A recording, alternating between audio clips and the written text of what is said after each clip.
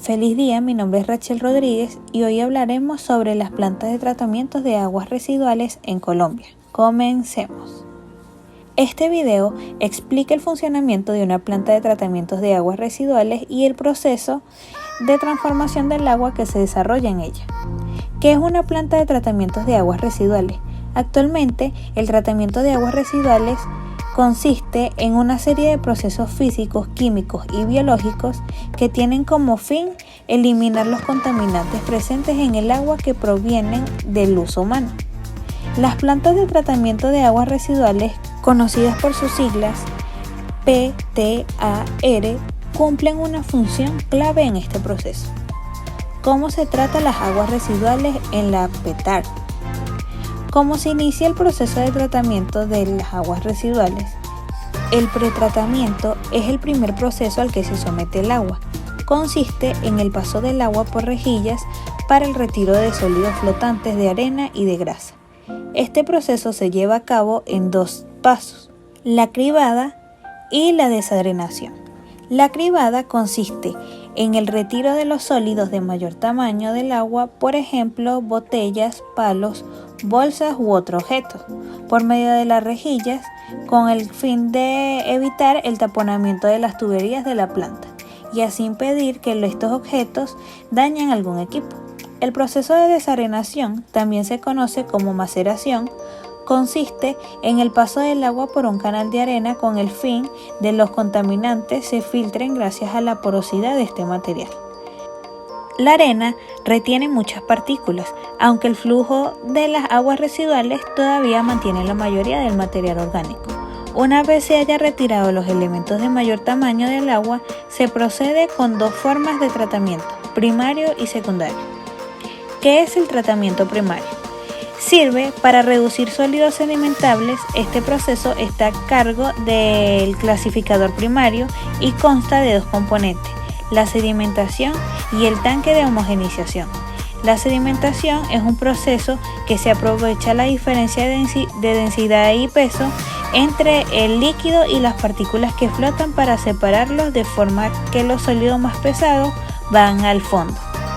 Los tanques de homogeneización reducen los volúmenes del caudal, la temperatura, la acidez y los contenidos orgánicos con el fin de introducir condiciones físicas y químicas homogéneas en los reactores para su tratamiento. ¿Qué es el tratamiento secundario? Está diseñado para disminuir el contenido biológico del agua residual, producto de los desechos orgánicos que provienen de los residuos humanos, los residuos de alimentos, de los detergentes y de muchos procesos industriales. Las aguas residuales son sometidas a tratamientos biológicos que aprovechan la capacidad de determinados microorganismos para asimilar la materia orgánica y los nutrientes disueltos en ella. Estos tratamientos pueden ser aerobios o anaerobios. El tratamiento aerobio se refiere a los organismos que necesitan respirar oxígeno para poder vivir o desarrollarse. En el proceso de tratamiento aerobio, la contaminación orgánica se convierte en dióxido de carbono y agua debido a que se suministra oxígeno para promover el crecimiento de los organismos que remueven la materia orgánica y que pueden atrapar partículas de materiales. El término anaerobio es el proceso que se desarrolla en ausencia del oxígeno libre. El reactor anaerobio se utiliza especialmente para el tratamiento de desechos orgánicos y corrientes de aguas residuales, un alto contenido de contaminantes. El clasificador secundario es el proceso en el que las bacterias se mezclan con el aguas residuales y digieren todo tipo de contaminantes orgánicos. Estas bacterias crecen, se agrupan y crean partículas más grandes que se depositan en el fondo del tanque, con lo cual se crean los llamados lodos activados. Durante el proceso, se inyecta aire al agua para satisfacer la demanda de oxígeno de los microorganismos y mantener los sólidos suspendidos en contacto con las bacterias. El agua también es sometida a un proceso de desinfectación. Este proceso consiste en la extracción y eliminación de los microorganismos contaminantes que existen en ella. La desinfectación se logra mediante el uso de desinfectantes químicos o físicos, cuya efectividad depende de la calidad del agua tratada, del tipo de desinfección que se aplique, de la dosis de desinfectante y de otras variables ambientales. Al ser parte del tratamiento secundario, esta desinfección asegura que las bacterias no se multiplicarán en el sistema de desinfección del agua. ¿Qué es el tratamiento del lodo? El manejo de aguas residuales. Los lodos son los sólidos de alta humedad que provienen de los tratamientos primarios y secundarios de las unidades de la planta. Estos sólidos deben ser estables, orgánicas y biológicamente, y su unidad debe ser reducida.